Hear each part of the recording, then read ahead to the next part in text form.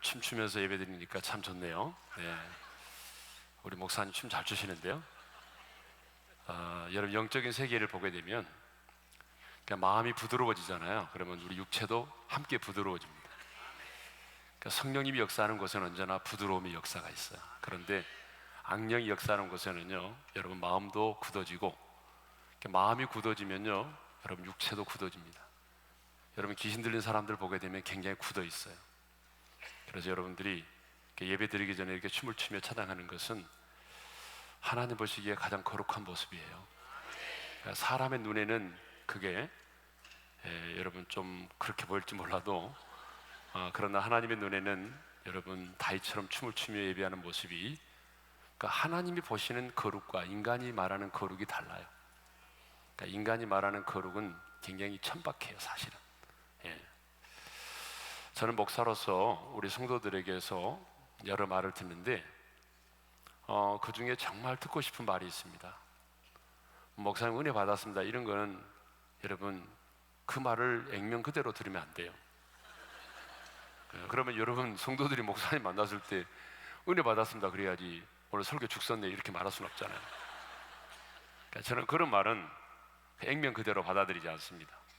그러나 제가 정말 목회하면서 우리 성도들에게 가장 듣고 싶은 말이 있어요.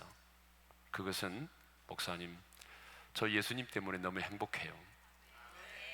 여러분 이 말은 정말 목사가 듣고 싶은 말입니다. 왜냐하면 이 말은 사실이기 때문이죠. 우리가 이 땅에서 행복할 수 있는 이유는 바로 우리 주님 때문입니다. 그런 의미에서 옆 사람과 인사하겠습니다. 예수님 때문에 행복합니다. 자, 우리가 지금 이제 어젯밤에는 사람과의 관계를 회복하라고 하는 말씀을 나누는데요,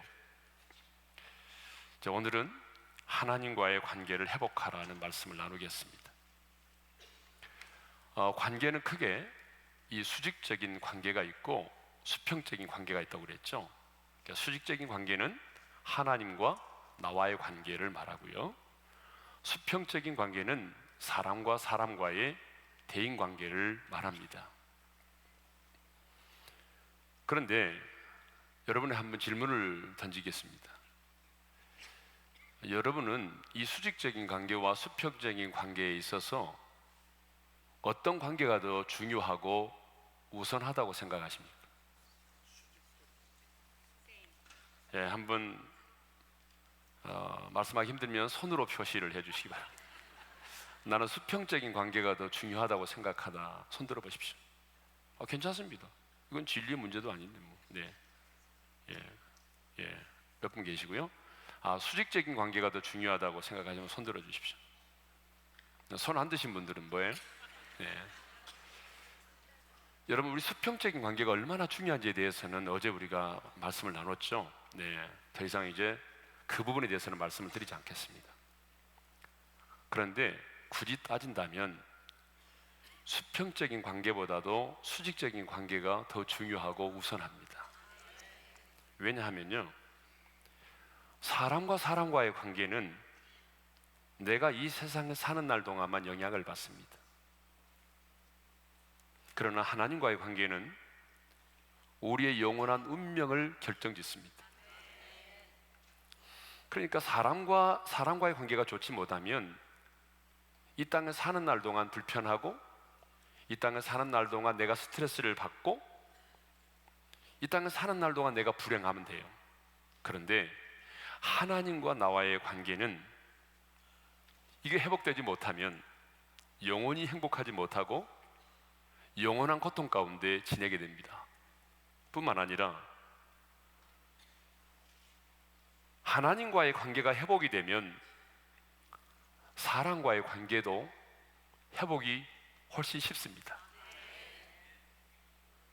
하나님 관계가 회복이 되면요, 그 하나님과의 관계의 회복을 통해서 주어지는 성령의 능력으로 관계를 맺음에 있어서 가장 큰 장애물인 자존심과 욕심을 내려놓을 수 있습니다. 여러분 사람과 사람과의 관계의 가장 큰 장애물이 뭔지 아세요? 욕심과 자존심이에요.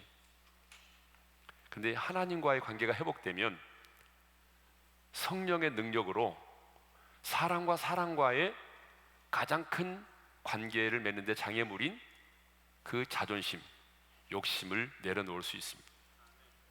하나님의 사랑으로 용서할 수 없는 사랑까지라도 용서를 하게 됩니다. 그래서 하나님과의 관계가 회복이 되면 용서할 수 없는 사랑까지라도 용서하게 되고 품을 수 없는 사랑까지라도 품게 되는 것입니다.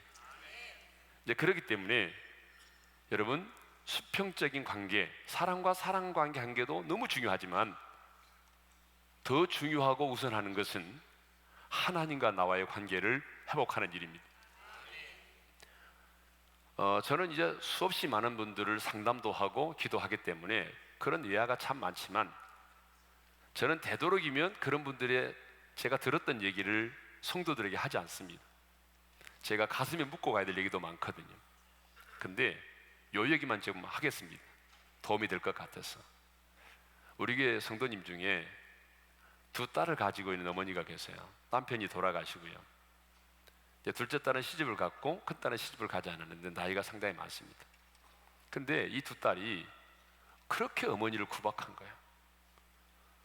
어떻게 내가 저런 자식을 낳고 미역국을 먹었나라고 말할 정도로. 여러분, 이 두 딸이 어머니를 구박을 해도 보통 구박하는 게 아니야. 나가서 뭐 뒤져라, 죽어라, 이 무식한 하면서 뭐 어머니에 대해서 말로는 표현할 수 없는 그런 언어를 쓰고 나가서 죽으라고. 그래서 이분이요, 진짜 죽고 싶었어요. 그래서 동해안으로 갔어요, 죽으려고. 그런데 경찰에 신고돼가지고 경찰이 추적을 해서 잡혀왔어요. 그래서 이분이 그러다가 누군가가 오륜교회를 한번 나가보라고 그랬대요. 그래서 이분이 교회를 나왔는데 은혜를 받았어요. 주님을 만났어요. 그러니까 주님을 만나고 나니까 하나님과의 관계가 회복이 되니까요, 딸이 너무 불쌍한 거예요. 그래서 딸들에게 매일 문자를 남겼어요. 사랑한다, 주님의 이름으로 축복한다. 매일매일 두 딸에게 사랑한다, 축복한다. 그리고 두 딸을 위해서 축복하며 기도했어요. 상당한 세월이 지났는데요, 이 두 딸들의 마음이 움직이기 시작했어요. 그리고 이제는 관계가 회복이 됐어요. 여러분, 무슨 얘기냐 그러면, 하나님과의 관계가 회복이 되니까 하나님과의 관계의 회복을 통해서 주어지는 성령의 능력으로 도저히 용서할 수 없는, 어머니를 경멸하고 나가서 죽으라고 말하는 두 딸들을 품을 수 있었어요. 그리고 사랑할 수 있었어요. 그리고 축복할 수 있었어요. 그랬더니 두 딸이 변화됐어요. 그래서 사랑과의 관계도 중요하지만 하나님과의 관계가 더 중요하고 우선하다는 것입니다.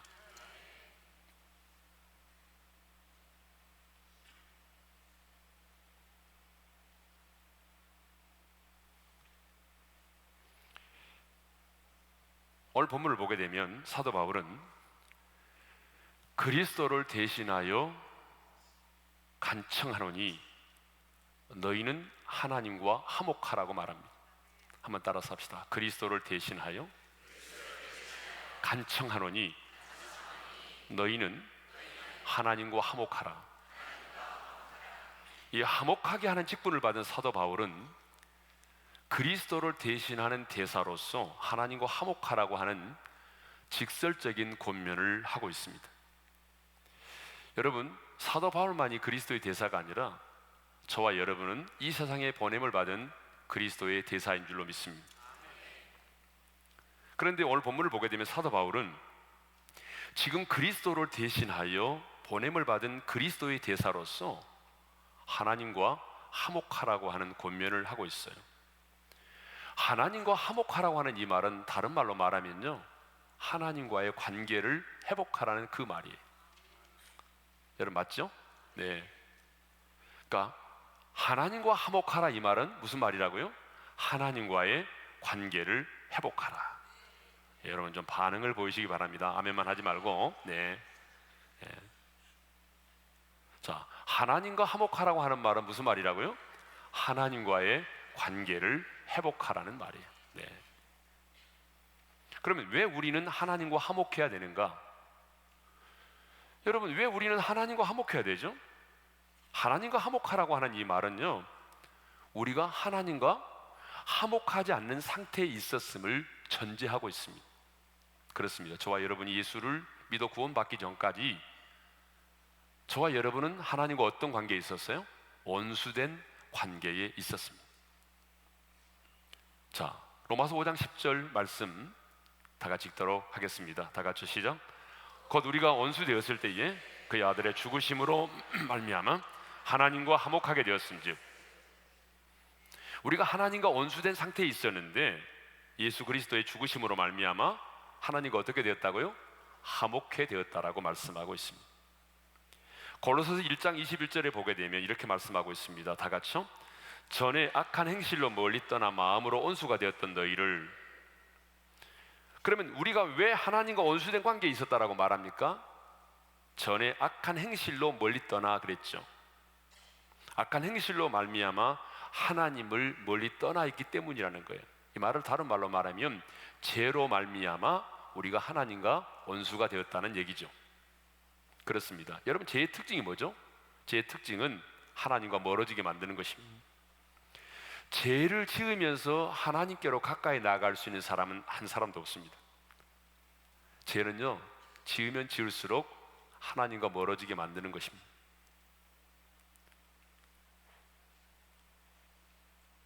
그런데 골로새 1장 21절에 보니까 전에 악한 행실로 멀리 떠나 마음으로 원수가 되었던 너희를 이렇게 말합니다. 따라서 합시다. 마음으로 원수가 되었던 너희를. 그러니까 죄로 말미암아서 우리가 어떤 겉모양, 겉으로만 원수가 된 게 아니라 중요한 사실은 여러분, 근본적으로 내가 마음으로 원수가 되었다는 거예요. 이 마음으로 원수가 됐다는 말은 근본적으로 태어날 때부터 우리가 원수된 자리에 있었다는 거죠. 그렇습니다. 우리는 아담의 후손으로 태어나서 죄로 말미암아 근본부터 하나님과 원수가 되었습니다. 그런데 사람들은 이렇게 반문합니다. 나는 예수를 믿지는 않지만 하나님이 존재한다는 사실을 믿습니다. 그리고 우리 가족들이 교회를 다니는 것도 내가 허락하고 있습니다. 그런데 왜 내가 하나님과 원수된 사람입니까? 나는 하나님과 원수를 맺은 적이 없어요. 여러분, 이렇게 반문하는 분들이 계십니다. 그런 분들 계시거든요. 나는 하나님의 존재를 믿지 않지만 내 가족은 나가도록 허락을 하고 있고, 아니 나는 예수를 믿지 않지만 하나님의 존재는 내가 믿고 있습니다. 그런데 왜 내가 하나님과 원수됐습니까? 나는 하나님과 원수를 맺은 적이 없어요. 이렇게 말씀하시는 분들이 있어요. 하지만 하나님은 분명히 그분에게 말씀하십니다. 너는 나와 원수된 자리에 있는 자야. 왜 하나님은 하나님과 원수된 자리에 있다고 말씀하실까요? 죄로 말미암아 하나님을 떠나 있기 때문이죠. 아무리 기독교에 대해서 호의적이고 드러내어 반대하지 않아도 근본적인 죄의 문제가 해결되지 않았다면 하나님과 원수된 자리에 있는 것입니다. 왜냐하면 하나님은 거룩하신 분으로서 죄를 미워하실 수밖에 없고 반드시 그 죄를 심판하실 수밖에 없기 때문입니다. 그래서 바울은 하나님과 원수된 자의 비참함을 본질상 진노의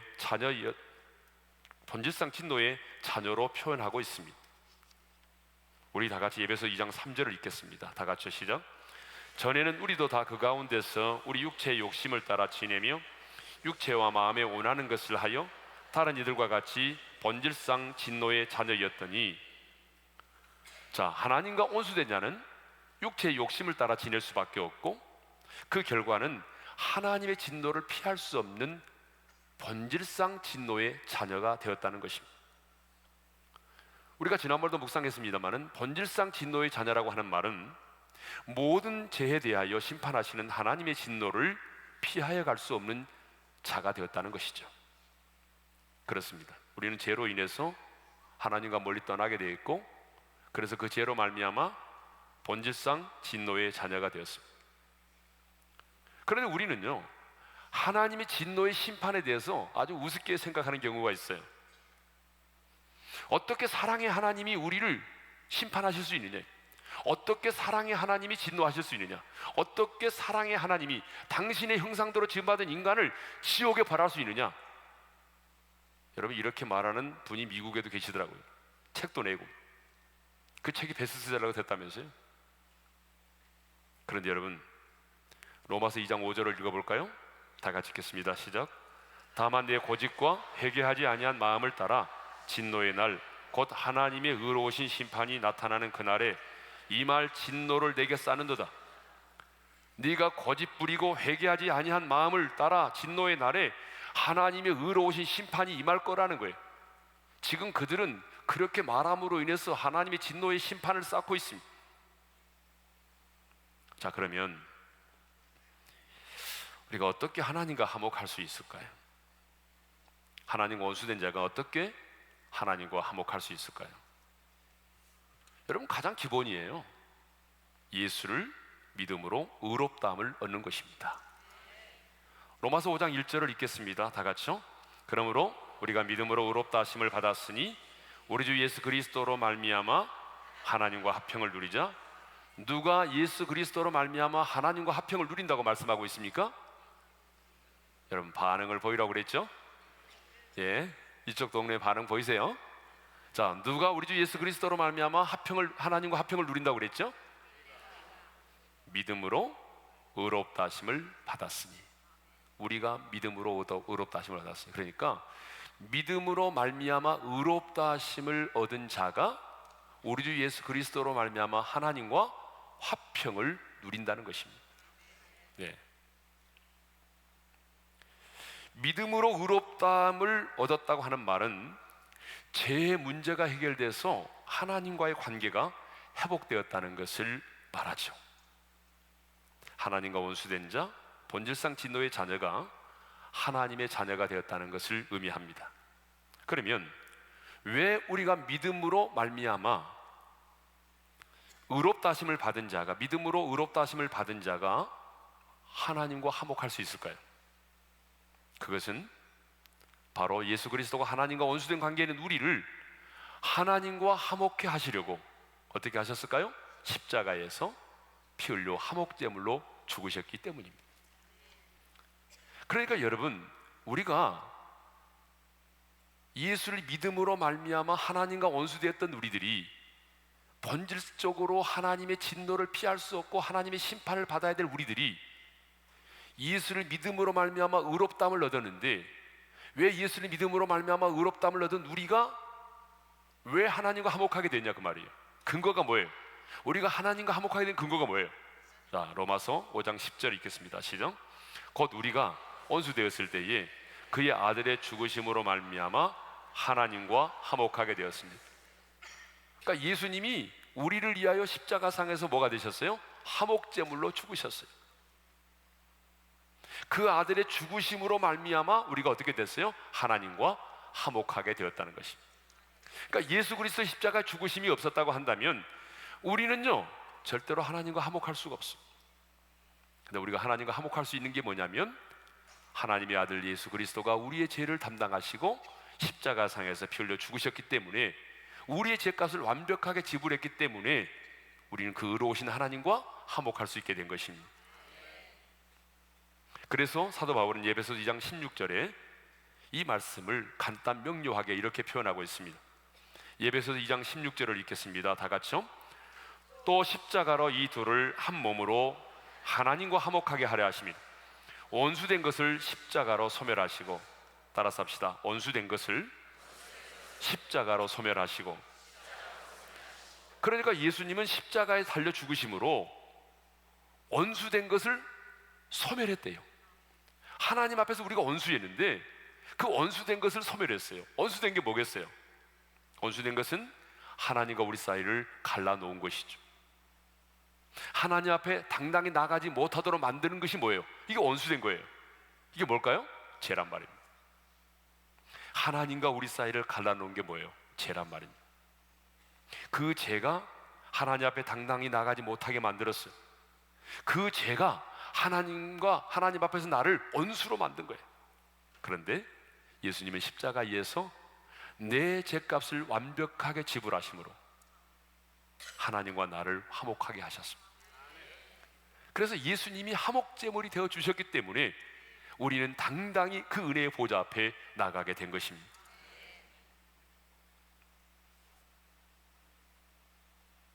그러므로 여러분, 우리가 이제 하나님과의 관계를 회복하려면 가장 기본적으로 뭘 해야 되겠어요? 화목제물이 되신, 내 죄를 담당하시고 십자가상에서 내 죄값을 지불하신, 그래서 화목제물이 되어주신 그 예수를 믿음으로만이 여러분 우리가 하나님과의 관계가 회복이 되는 것입니다. 아멘. 그런데 여러분, 관계 회복은요, 누가 먼저 시작하느냐가 중요합니다. 여러분, 사람과 사람과의 관계의 회복은 누구로부터 시작이 돼야 되겠어요? 하나님의 사람인 나로부터 시작이 돼야 되겠죠. 그렇죠?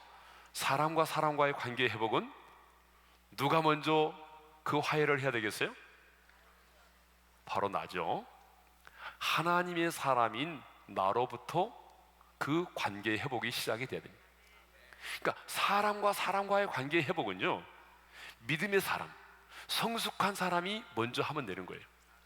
그러니까 믿음이 있는 사람, 성령 충만한 사람, 그리고 성숙한 사람이 먼저 화해를 하는 거예요.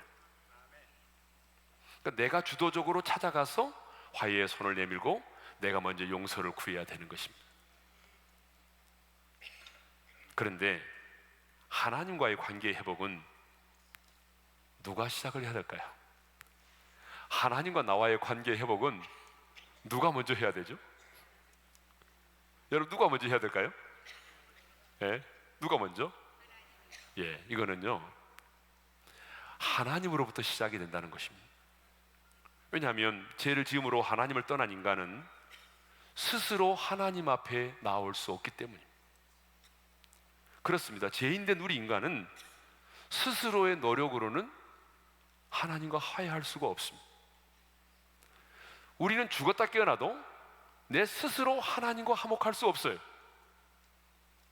그러므로 하나님과의 관계의 회복은, 하나님과의 원수된 관계는 하나님이 먼저 풀어주셔야 됩니다. 하나님이 먼저 풀어주셔야 돼요. 하나님과의 원수된 매듭은 하나님이 풀어주셔야 돼요. 이 세상에 스스로 하나님과 화목할 수 있는 사람은 한 사람도 없습니다. 그래서 하나님은 우리의 죄를 속하기 위해서 자기 아들을 화목제물로 이 땅에 보내신 것입니다. 요한일서 4장 10절을 읽겠습니다. 다 같이요. 하나님이 우리를 사랑하사 우리 죄를 속하기 위하여 화목제물로 그 아들을 보내셨습니다. 왜 하나님께서 독생자 예수 그리스도를 이 땅에 보내셨습니까?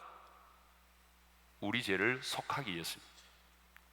하나님과 원수된 관계는 누가 풀어주셔야 된다고요? 하나님이 풀어주셔야 됩니다. 사람과의 관계는 누가 풀어야 돼요? 내가 먼저 풀어야 합니다. 그런데 하나님은 우리를 사랑하사 우리 죄를 속하기 위해서 자기 아들을 이 세상의 화목제물로 내어주셨습니다. 그리고 하나님의 아들 예수 그리스도가 십자가에 의해서 피 흘려 죽으심으로 화목제물이 되어주셨습니다. 자, 우리는 이렇게 이제 화목제물이 되신 예수를 믿음으로 의롭다함을 얻었고 하나님과의 관계가 회복이 되었습니다. 하나님과 원수되었던 우리가 하나님과 화목하게 되었습니다. 그런데 여러분, 거기서 끝이 나면 안 됩니다. 이제 여기서부터가 중요합니다. 우리는 계속적으로 하나님과 화목해야 될 줄로 믿습니다. 계속적으로 하나님과 깊은 관계를 맺고 계속적으로 그 하나님과의 관계 속에서 살아야 합니다. 그런데 내가 계속적으로 하나님과 화목하지 못하고 계속적으로 하나님과 깊은 관계 속에 살지 못할 때가 참 많이 있습니다. 여러분, 그렇죠? 예. 이거는 사람과의 관계도 마찬가지입니다. 너무나 좋아했고 사랑했고 결혼까지 했습니다. 그래서 이제는 부부관계가 맺어져서 한 몸이 되었습니다. 신혼 초 너무 행복했습니다. 이제 저는 주례를 좀 많이 한 편이거든요. 청년들이 많다 보니까 어떤 때는 뭐 토요일 날 결혼 4건 주례를 해야 돼요. 주례하다 끝날 때가 있어요. 그런데 이제 얘들이 신혼여행 갔다가 이제 인사차 내 방에 와요. 그러면 제가 물어보거든요. 2가지 물어봐요. 싸웠니? 이게 물어. 3분의 2는 싸웠대요. 그 신혼여행 기간에도 싸워요. 내가 또 물어보죠. 뭐가 제일 좋아? 그러면 거의 100% 이렇게 말합니다.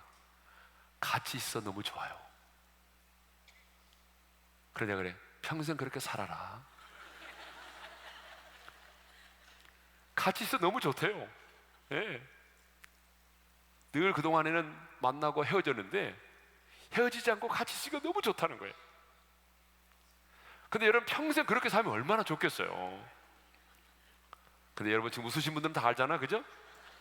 이제 살다 보면 아이를 낳게 되고 그러면 이제 육아 문제, 경제 문제, 서로 다른 성격의 문제, 이런 문제 때문에 다투게 되잖아요. 여러분 이렇게 성격의 문제 이런 것 때문에 막 다투다 보게 되면요, 어느 날 가까이 하기에는 너무나 먼 당신이 돼버린 거죠. 당신과 나 사이에 저 바다가 없었다면,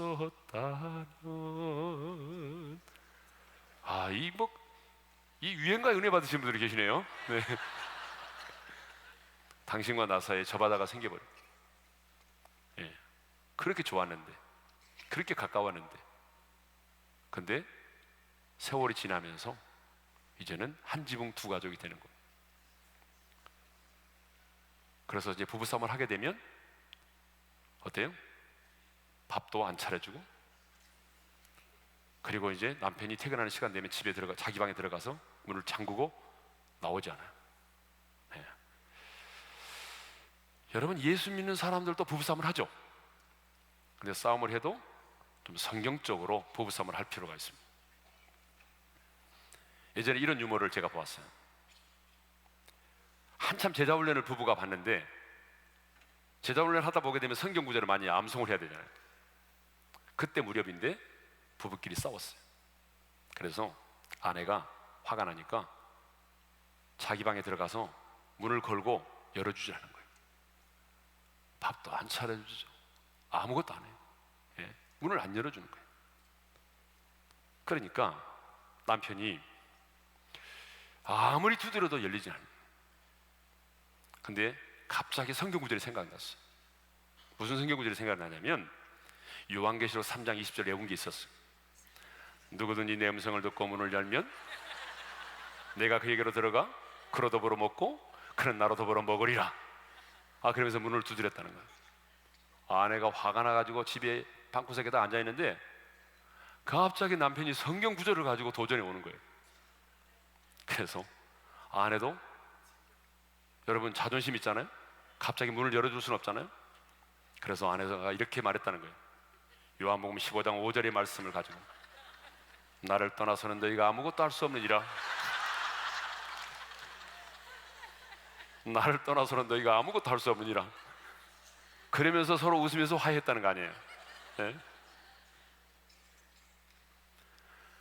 여러분 이렇게 서로 사랑했고, 그런데 서로 성격의 문제, 육아 문제, 경제적인 문제, 관계의 문제를 겪으면서 상처가 생기는 거죠.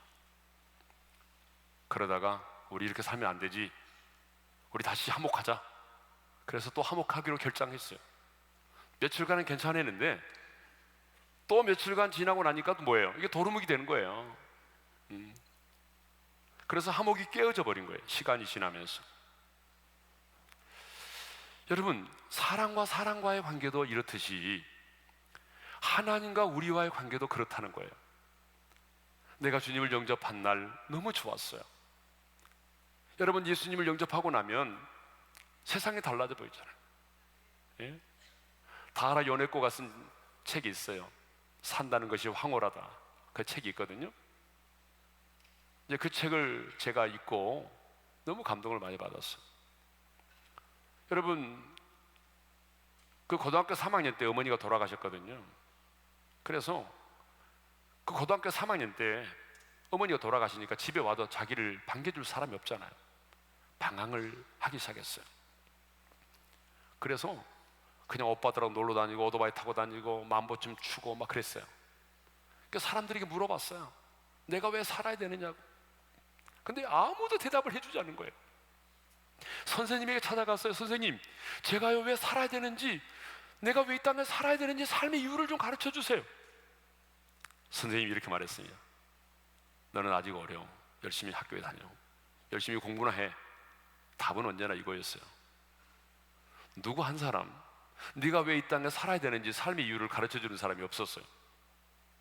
그래서 자살을 결심하죠. 그래서 전동차가 신주쿠역에 들어올 때 자기 몸을 던집니다. 죽었다고 생각했는데 깨어났어요. 보니까 병원이에요. 내가 왜 살아있지?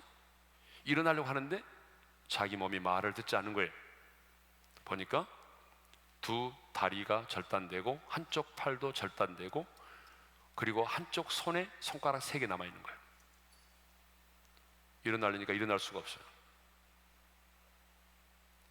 여러분, 건강한 몸을 가지고도 자살하려고 했던 사람인데 여러분, 그 몸 가지고 살겠어요? 그러니까 또다시 자살을 시도합니다. 근데 다리가 있어야지. 목을 매달을 수도 없고 갈 수가 없는 거예요. 이게 죽는 것도 마음대로 할 수가 없는 거예요, 이제는. 그래서 약을 모아가지고 과다 복용으로 죽으려고 했는데 안 됐어요. 그것도 잘 안 됐어요. 그래서 방법이 뭐예요? 그냥 그 배드에서 떨어지는 거예요. 그냥 힘차게 떨어져가지고 그냥 내진탕으로 죽는 거예요. 그런데 이게 다리가 없고 한쪽 팔이 없으니까 떨어질 때도 이게 여자가 엉덩이가 무거워서 엉덩이가 먼저 떨어지는 거예요. 이게 죽을 수도 없는 거예요, 이게. 그런데 그 병원에 미국인 선교사하고 일본인 청년이 매일 찾아왔어요. 매일 찾아오는 거예요. 그래서 나는 싫다고, 나는 외래 종교 받아들이지 않는다고, 당신 떠나가라고 매일매일 거부했는데 여러분, 매일매일 찾아오는, 너무 귀찮아서 오늘 한 번만 당신이 말하는 얘기 듣겠다, 다음부터 오지 마라. 그런데 여러분, 복음의 권세를 아십니까? 그날 복음을 들었어요. 예수 그리스도에 관한 복음을 들었어요. 여러분, 이 복음은 권세와 능력이잖아요. 저는 하나님 앞에 기도하는 것 중에 하나가 있습니다. 하나님, 제 목회를 통해서 인간 기문호가 드러나지 않게 하시고 복음의 권세와 능력만이 나타나게 도와주십시오. 복음이 얼마나 위대한 것인가를 내 목회 현장을 통해서 보여주십시오. 여러분, 그 다라 요네코가 그날 예수님을 영접했어요. 그리고 그가 쓴 책이 뭔지 아십니까? 산다는 것이 황홀하다. 어제의 나와 오늘의 나는 왜 이렇게 다를까? 변한 건 아무것도 없는데, 변한 건 아무것도 없는데 어제의 나와 오늘의 나는 왜 이렇게 다를까? 그리고 그 일본인 청년하고 결혼을 해서 2딸을 낳고 행복하게 잘 살고 있어요.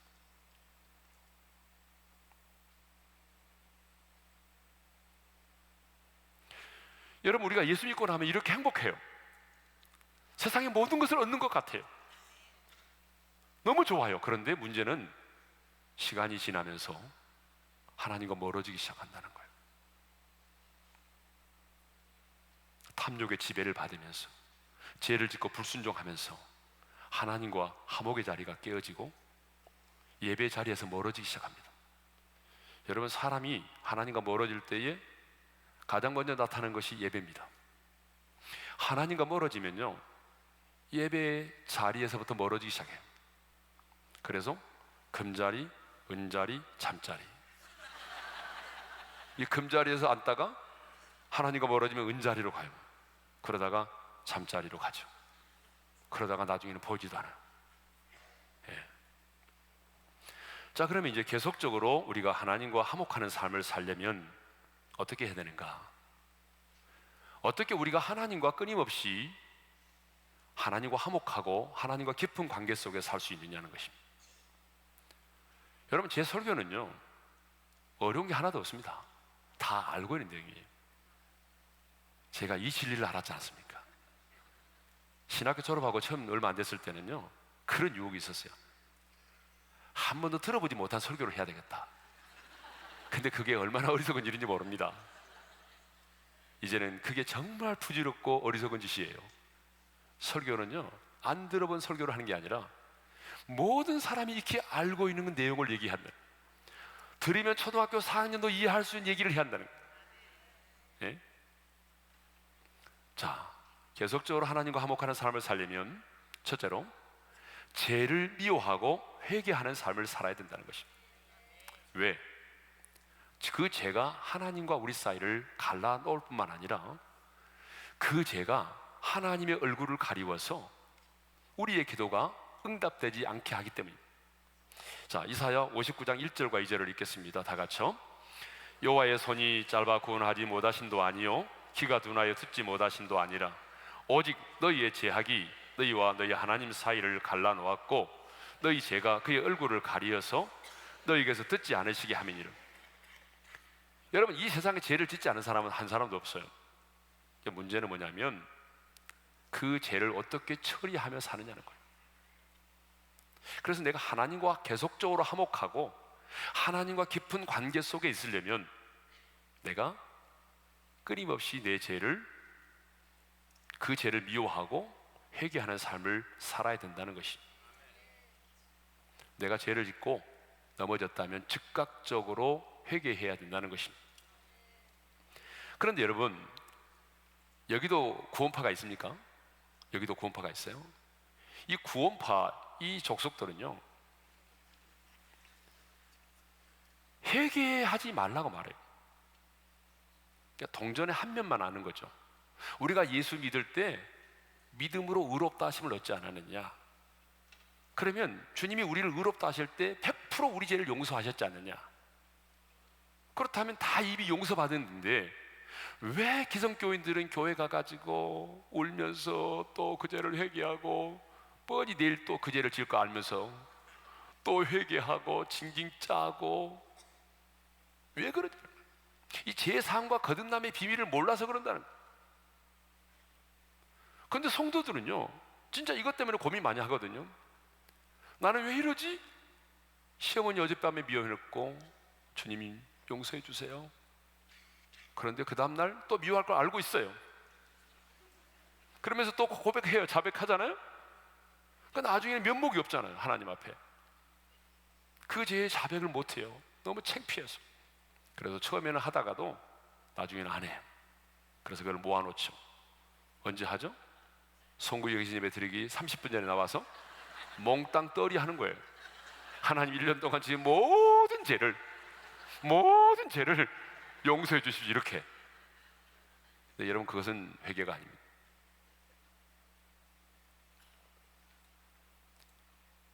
우리는 물론 하나님의 용서를 경험하며 살아야 되죠. 왜냐하면 주님이 우리를 용서했기 때문에. 그 제자입니까? 라고 하는 책을 썼던 후안 카를로스 오르티지 목사님이 간증하는 걸 들어보니까 이런 내용이 있더라고요. 여러분, 이분은 교수이기도 하고 또 집필가이기도 하고 목사이기도 합니다. 그런데 이분에게는 심한 편두통이 있었어요. 어느 정도 편두통이 있었냐 그러면 설교를 하다 말고 기절을 해가지고 병원에 3번이나 실려갈 정도로 이 편두통이 심하니까 설교 도중에 기절해버려요. 그래서 응급실에 3번 실려간 거예요. 여러분, 목사가 설교하다가 기절한 거예요. 편두통 때문에. 그런데 이분이요, 한 번은 골로새서 2장 13절의 말씀을 묵상하다가 그 말씀에 아다리가 됐어요. 골로새 2장 13절에 읽어볼까요? 다 같이요. 또 범죄와 육체의 무할례로 죽었던 너희를 하나님이 그와 함께 살리시고 우리의 모든 죄를 사하시고, 따라서 합시다. 우리의 모든 죄를 사하시고. 여러분, 이 말씀 수없이 설교했어요. 이 말씀 수없이 가르쳤다고요. 주님이 우리 모든 죄를 용서하셨다고. 과거, 현재, 미래, 알고 지은 죄, 모르고 지은 죄, 생각으로 지은 죄, 마음으로 지은 죄, 행동으로 지은 죄, 모든 죄를 사하셨다고. 그런데요, 이것을 머리로만 알았던 거예요. 실제로 본인이 설교했지만 진짜 주님이 내 모든 죄를 사하셨다는 말을 믿지 못했던 거예요. 그래서 늘 자기 안에 뭐가 있었냐면 죄책감이 있었어요. 내가 목사로서 이렇게 살면 안 되는데 라고 하는 죄책감, 내가 교수로서 이렇게 살면 안 되는데에 대한 그 죄책감이 자기 안에 자기를 짓누르고 있었어요. 근데 그때 이 말씀을 묵상할 때 하나님의 음성을 들었어요. 하나님의 음성이 뭡니까? 내가 내 아들 예수 그리스도의 피를 보고 내가 네 죄를 용서하지 않았냐? 네가 네 자신을 아는 것보다 내가 네 자신을 더 잘 알고 있다. 내가 내 아들 예수 그리스도의 피를 보고 내 죄를 용서했는데, 그렇다면 네가 나보다 거룩하냐? 하나님보다 거룩하냐? 가장 거룩하신 하나님이 내 아들의 피를 보고 네 죄를 사했다고 하는데, 너는 지금도 그 죄책감에 시달리고 편두통에 시달린다면 네가 하나님보다 의로우냐? 네가 하나님보다 거룩하냐? 여러분, 정말 그렇잖아요. 가장 거룩하신 하나님이 그 아들의 피를 보고 우리 죄를 사하셨는데, 내가 그 죄를 사함받은 확신이 없어가지고 죄책감에 시달린다면, 여러분, 내가 하나님보다 거룩한 거예요? 내가 하나님보다 의로운 거예요? 여러분, 이 말씀 앞에 깨졌어요. 그래서 비로소 팔을 벌려서 내 자신을 안아주었다는 거 아닙니까? 그 이후로 한 번도 편두통이 생기지 않았어요. 죄책감이 사라진 것입니다. 예레미야 31장 34절에도 이런 말씀이 있습니다. 다 같이 읽겠습니다. 시작.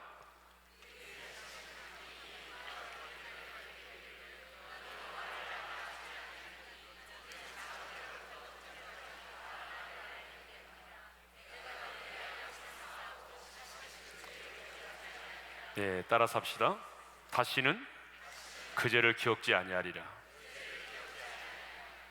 하나님이 죄를 기억지 않으신다고 그랬어요. 여러분, 이 부분은 내일 사부 예배 때 좀 더 깊이 다루도록 하겠습니다.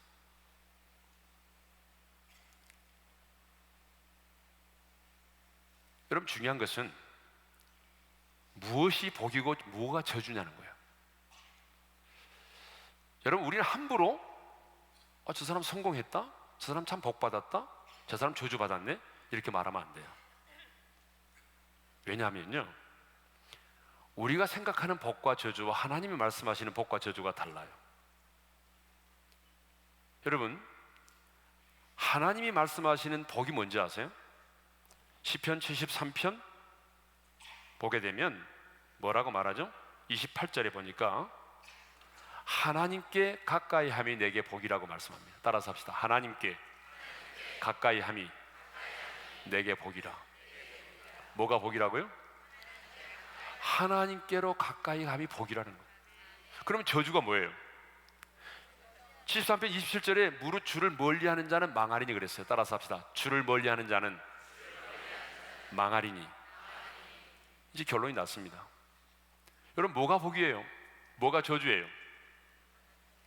하나님께로 가까이 함이 복입니다. 여러분이 그 고난 때문에, 인생의 실패 때문에, 그것 때문에 여러분이 하나님께로 가까이 나아갈 수가 있었다면, 그것 때문에 여러분이 예배 자리에 나올 수 있고, 그것 때문에 여러분이 간절한 마음으로 십자가를 붙들고 기도할 수 있다면, 여러분, 그 고난은, 그 실패는, 그 연약함은, 그 질병의 고통은 복이라는 것입니다. 사람들은 그걸 저주라고 말할 수 있겠죠. 그러나 하나님은 그것을 복이라고 말씀하세요. 그런데 어떤 사람이 너무 잘 나가요. 연봉도 좋고요, 신의 직장이라 불리는 공사에 들어가기도 하고요, 너무너무 잘 되는 거야. 그런데 그것 때문에 하나님과 멀어졌어요. 여러분, 너무 잘 되니까 주일날도 여러분 예배당에 나와서 예배를 드리는 것이 아니라 그린 처치에 가서 땅을 파고 있어요. 여러분, 이 사람은 남들이 볼 때는 성공한 것처럼 보이죠? 남들이 볼 때는 여러분 정말 멋지게 보이잖아요. 근데 하나님은 뭐라고 말해요? 그게 저주라는 거예요. 그러니까 우리가 함부로 어떤 사람을 평가할 수가 없는 거예요. 좋은 대학에 들어갔어요? 좋은 직장에 들어갔어요? 끝까지 봐야 알아요. 여러분, 그 좋은 직장에 들어가서 하나님과 멀어진다면 그게 뭐예요? 그 저주예요. 그러나 그 고난 때문에, 그 아픔 때문에, 여러분 실직 당한 것 때문에, 재정의 그 어려움 때문에, 자녀에게 속썩이는 것 때문에 십자가를 붙들고 눈물 쏟고, 여러분 하나님 앞에 매달리고 주님 없이는 살 수 없다고 고백하고 은혜의 보좌 앞에 머물러 있다면, 여러분 하나님은 그것을 성공이라고 말합니다. 그러니까 무엇이 성공이냐는 거예요. 무엇이 성공이냐? 하나님과 가까이 감이 복입니다. 하나님과 멀어지는 것이 저주입니다.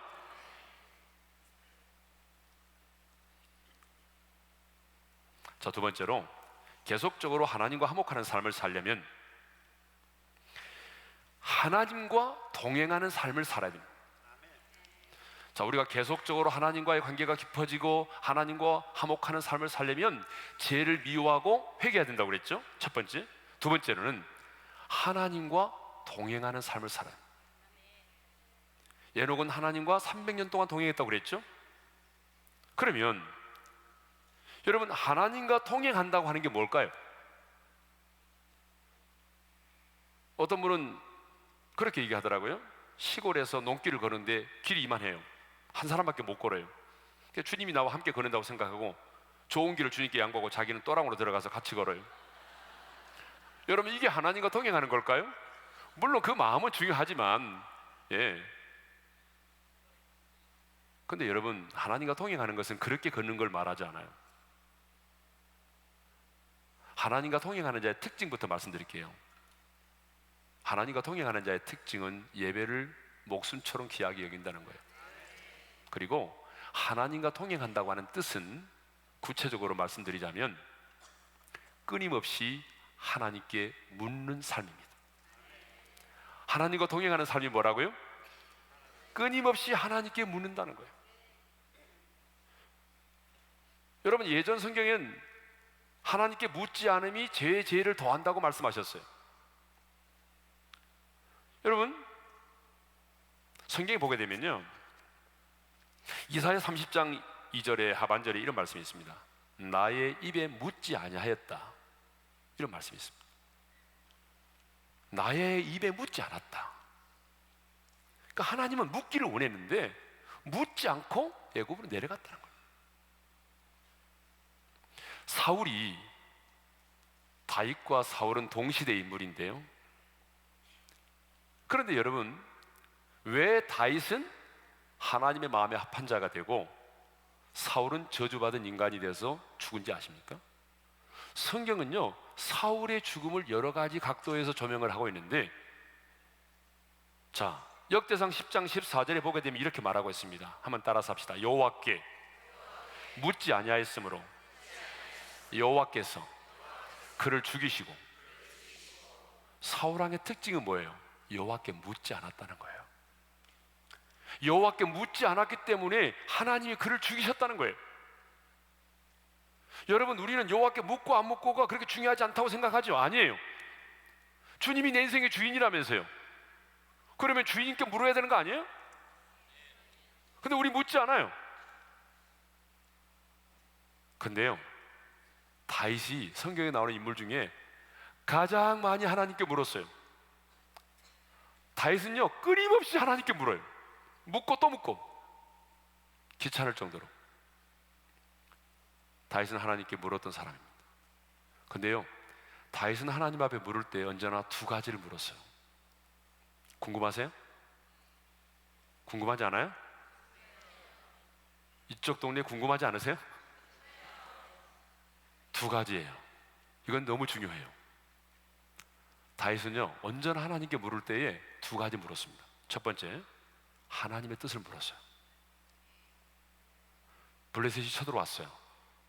이렇게 묻습니다. 이 전쟁이 하나님께 속한 전쟁입니까? 라고 물었어요. 적군의 숫자에 대해서 물어본 적이 없어요. 몇 명이 쳐들어왔습니까? 병거가 몇 대입니까? 적군의 지휘관은 누굽니까? 물어본 적이 없어요. 적군의 숫자와 상황에 대해서는 묻지 않았어요.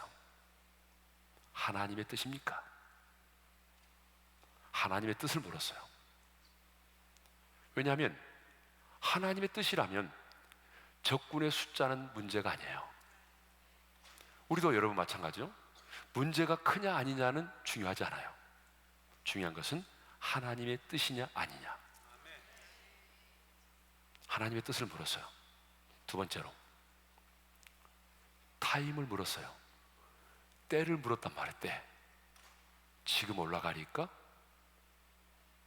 지금 올라가리까? 그럴 때 하나님께서 사무엘하 5장 24절에 뽕나무 꼭대기에 걸음 걷는 소리가 들리거든 곧 공격하라 그랬어요. 이 두 가지가 중요합니다. 때를, 하나님의 뜻을 물어야 돼요. 그런데 하나님의 뜻을 물어서 하나님의 뜻인 것을 아는데 이걸 놓친단 말이에요. 타임을 놓친다는 거예요.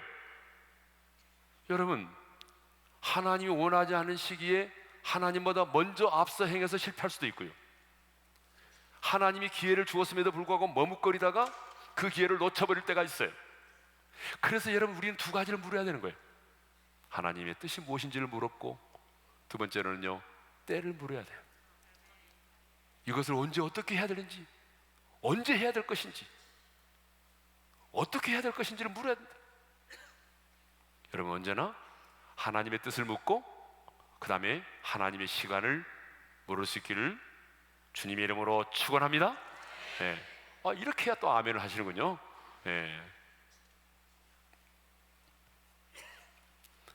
세 번째로는요, 십자가를 경험하며 살아야 돼요. 우리가 끊임없이 하나님과 화목하고 하나님과 깊은 관계를 경험하려면 여러분, 십자가를요 늘 경험해야 돼요. 왜냐하면 잘 들으십시오.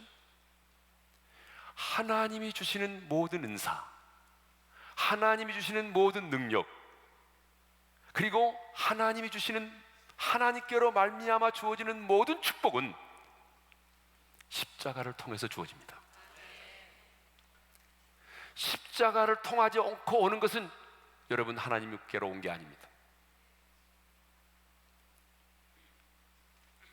하나님이 우리에게 주시는 모든 것은 다 십자가를 통해서 옵니다. 제가 그래서 생명의 물에 관해서 언제 했죠? 새벽에 있는지 언제 했는지 모르겠는데, 그 생명의 물이 제단을 통해서 광야로 흘러가고 사해로 갔다고 그랬죠? 성령님의 역사와 능력도 십자가를 통해서 온단 말이에요. 그래서 이사야 53장 여러분 5절이죠? 거기에 보게 되면 이런 말씀이 있습니다. 징계를 받음으로 우리는 평화를 누리고 채찍에 맞음으로 우리가 나음을 얻었도다. 그렇죠? 그러니까 주님이 징계를 받았기 때문에 우리가 뭘 누려요? 평화를 누리는 거예요. 주님이 채찍에 맞았기 때문에 우리가 나음을 얻는 거예요. 그것만이 아니죠. 주님이 부요하신 자로서 가난하게 되셨기 때문에 우리가 영육간의 부요함을 얻게 되는 거예요. 우리 주님이 하나님 아버지께로부터 버림을 받았기 때문에 우리가 하나님 아버지께로 가까이 나갈 수 있게 된 거예요. 모든 은사, 모든 능력, 모든 축복은 십자가를 통해서 우리에게 주어집니다.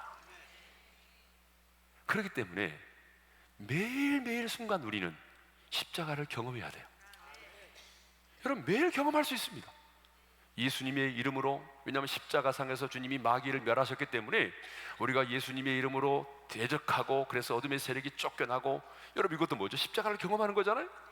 매일 매 순간 우리는 그 십자가를 경험하며 살아야 돼요. 그게 뭐예요? 하나님과 화목하는 것이고 하나님과 깊은 관계 속에서 사는 거예요. 이제 마지막으로, 그럼 왜 우리는 계속적으로 하나님과 화목하는 삶을 살아야 되고 하나님과 깊은 관계 속에서 살아야 되는가? 첫 번째 이유는 하나님과 화목하지 않으면 평안이 없기 때문에 그렇습니다. 그게 바로 욥기 22장 21절에 나오죠? 다 같이 읽겠습니다. 시작. 너는 하나님과 화목하고 평안하라.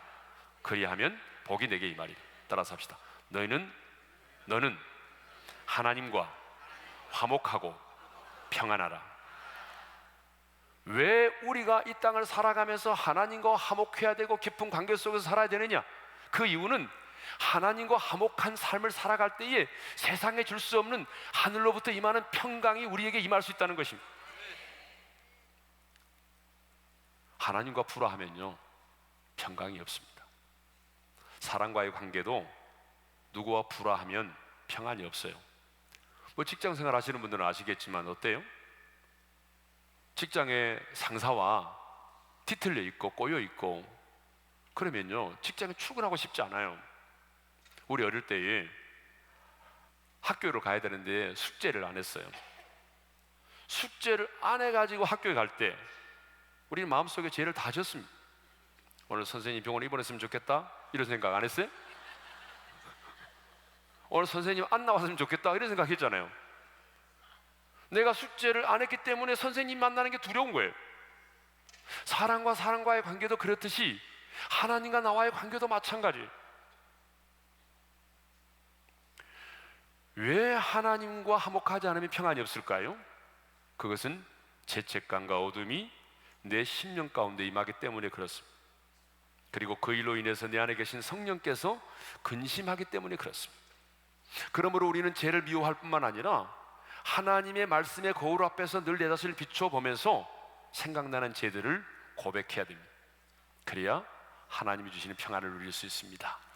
두 번째로, 왜 우리가 계속적으로 하나님과 화목하는 삶을 살아야 되느냐 이유, 두 번째는 하나님과 화목하는 삶을 살 때 뭐가 임합니까?